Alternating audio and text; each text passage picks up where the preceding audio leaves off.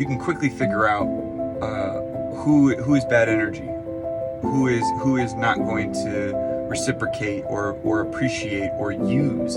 For me, I don't even care if people thank me. I don't care if people ask me for more advice or whatever. It's like, I just care that they do something with it. I don't need the praise of my advice. I don't need the praise of my help and my contributions. What I care for is, don't worry about me getting any sort of return on that investment other than just to see you do, just to see you kill it, achieve, push yourself. Like, use the motivation, use the help, use the guidance, whatever it is, like, but you should use it. Don't just like, don't sit here and take and then dismiss it all. That's the part that you'll quickly realize who you're wasting your time with, because you're never wasting your energy to help people as a whole, but you can waste your energy on helping people as an individual. So collectively, you know, like, okay, I need to help people, but that doesn't mean everyone. That just means select key people, certain people who are going to utilize that energy, who are going to use that as the nourishment that it is, and they're actually going to blossom or grow or expand or improve from it.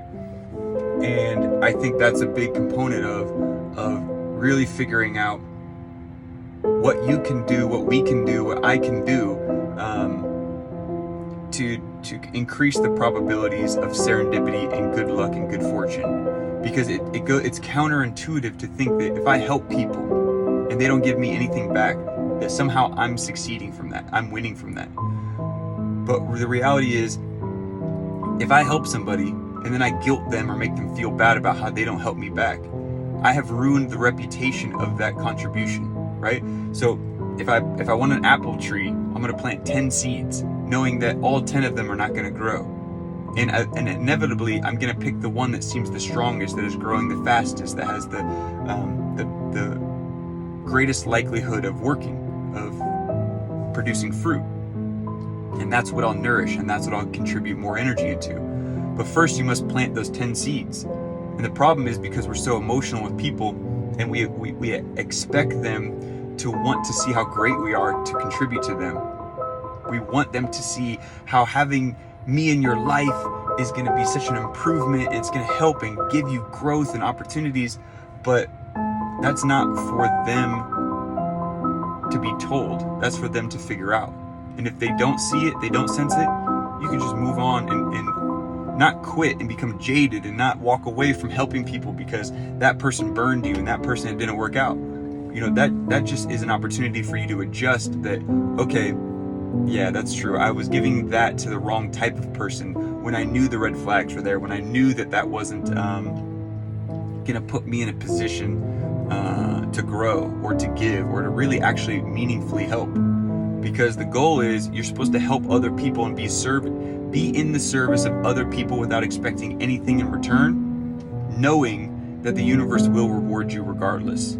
And that's the part of the faith, not religious faith, but just faith that people haven't been educated on, and that we don't know. Like, where do we learn faith from?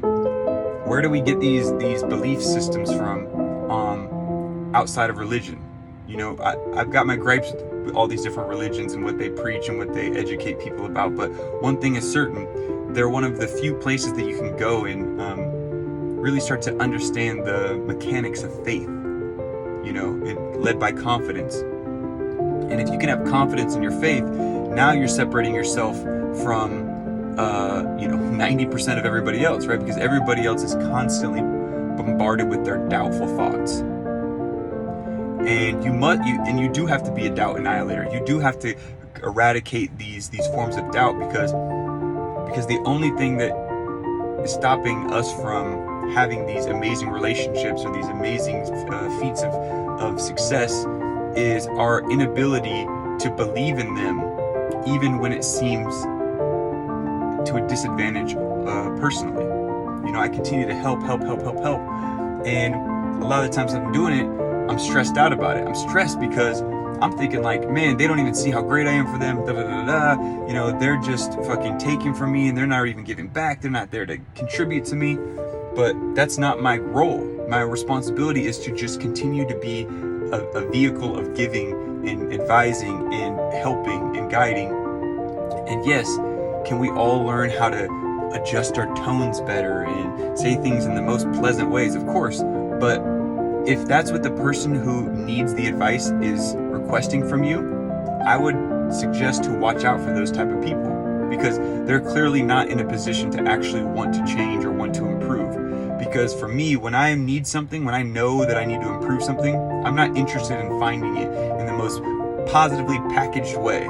No, I'm looking for it where it's raw truth. It doesn't matter about my feelings. It doesn't matter about anything that has to do with what's comfortable. The whole point is it's supposed to be uncomfortable. You're supposed to hear it in a way that's jarring and uncomfortable, that makes you feel bad, and not feel bad that you're not good enough. It makes you feel bad that you've been dishonest to yourself for so long. That's where the hurt is.